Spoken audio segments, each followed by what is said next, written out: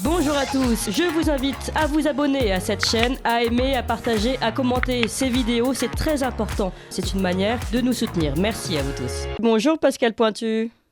Oui, bonjour Clémence. Vous êtes vice-président national du mouvement de la ruralité, président régional du mouvement ruralité dans le Puy-de-Dôme. Avec vous, une fois par semaine, nous prenons le pouls justement de cette ruralité qui est trop souvent oubliée. Elle fait partie des oubliés dont parlait Alexis Poulain. Aujourd'hui, vous voulez nous parler d'une grande oubliée dans ce monde de la ruralité, c'est la culture. Oui, tout à fait. On a trop souvent associé dans le temps la culture avec la ville. Et malheureusement, nos ruraux sont souvent les abandonnés de la culture. Alors moi, je ne voudrais pas parler de la diffusion et de la création de la culture, je voudrais juste parler de la diffusion sur nos territoires ruraux. La création est un domaine beaucoup plus vaste. Et depuis la loi NOTRe de l'été 2015, voulue par François Hollande, qui a donné un élargissement des compétences aux collectivités territoriales. En juin 2018, il y a eu la réunion, les rencontres nationales de la culture et de la ruralité sous l'égide du ministère de la Culture et de la cohésion des territoires. Mais depuis 4 ans, force est de constater que rien n'avance, rien ne bouge. Comme d'habitude avec M. Macron, nous sommes dans l'immobilisme le plus complet. Donc, moi, il me semblait quand même assez important de souligner que nos pauvres ruraux ont aussi envie de pouvoir voir des pièces de théâtre, de l'opéra, des concerts, au même titre qu'ils financent les zéniths, qu'ils financent pas mal d'instruments de diffusion.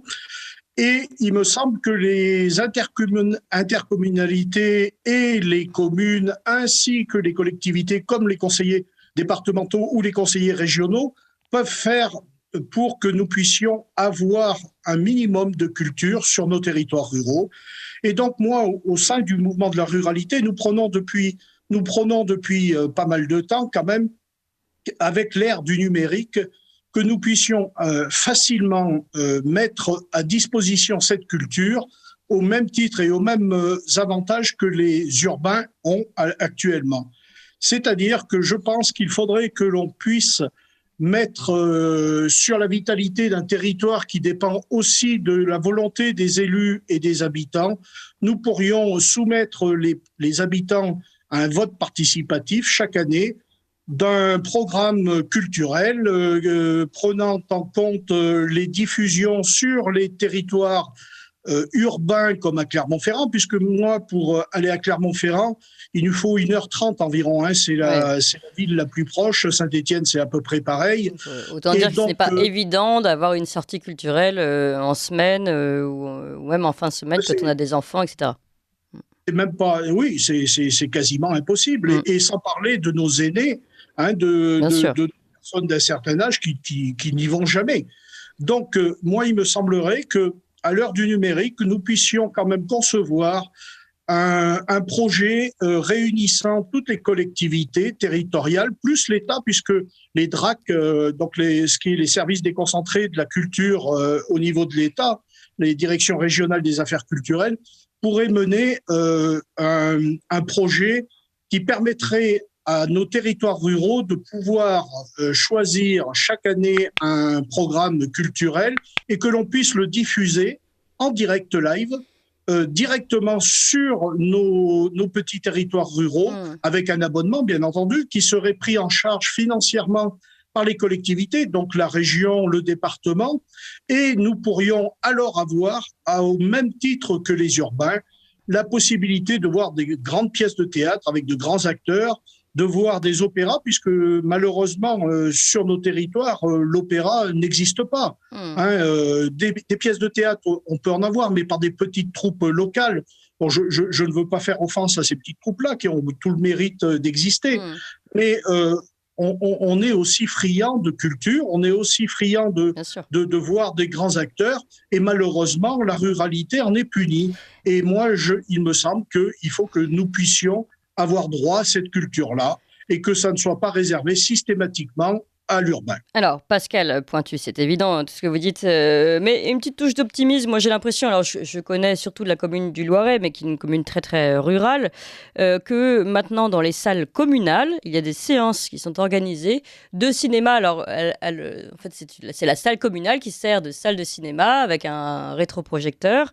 Donc l'entrée est beaucoup moins chère qu'une entrée dans une salle de cinéma classique, ce qui est avantageux pour des personnes qui n'ont pas forcément beaucoup de moyens. Alors peut-être que le confort n'est pas tout à fait le même, mais je sais qu'il y a souvent des réunions derrière, des petits pots de discussion autour du cinéma, autour du film. Et puis, souvent dans ces mêmes séances de cinéma qui sont proposées, il y a des diffusions d'opéra qui sont parfois un petit peu raccourcies, d'ailleurs, pas forcément le temps entier de l'opéra, mais voilà, on a 3 heures ou 2 heures et demie d'opéra, ou de ballet d'ailleurs.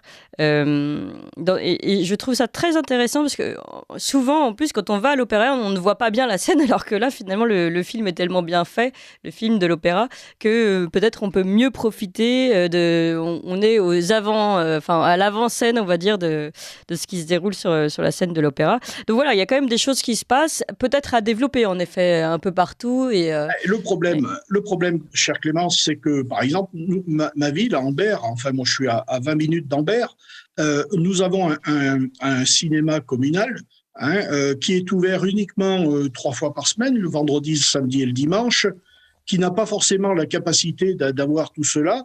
Moi, je pense que les intercommunalités ont un rôle à avoir parce que l'intercommunalité permettrait d'avoir des outils plus performants. Bon, c'est vrai que des salles de cinéma rurales peuvent suppléer les offres de la ville, mais je reste persuadé que l'intercommunalité est le maillon, puisqu'on nous vend tout le temps de l'intercommunalité, on nous le taxe assez sévèrement d'ailleurs. Autant qu'ils servent. Autant que les intercommunalités jouent un rôle aidé, bien entendu, par les autres collectivités, qu'elles soient régionales ou qu'elles soient départementales, et aussi par les services déconcentrés de l'État, avec les DRAC. Et je pense qu'il faut qu'absolument nous puissions mettre en place tout ceci et que chacun de nous puisse avoir un programme annuel qui pourrait être voté. C'est une démocratie participative, en quelque sorte.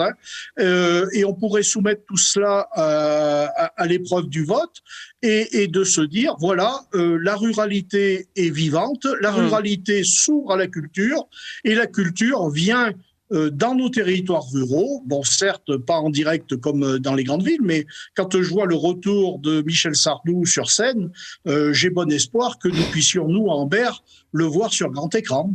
Et ben voilà, proposition en tout cas lancée, Pascal Pointu, merci encore de défendre toujours et encore la ruralité. Oui, très rapidement alors. Clémence. Oui, très très rapidement. J'ai un petit message personnel. Aujourd'hui, c'est les 22 ans de mon fils Valentin, et je tenais à lui le souhaiter publiquement parce en que direct. Très joyeux anniversaire à Valentin. De lui. Voilà, bien, merci beaucoup. Très joyeux anniversaire à Valentin et merci à vous, Pascal Pointu, vice-président national du mouvement de la ruralité. Vous appréciez cette émission? Alors aidez Radio Courtoisie à en produire d'autres en indépendance totale. Rendez-vous sur soutenir.radiocourtoisie.fr. Merci d'avance.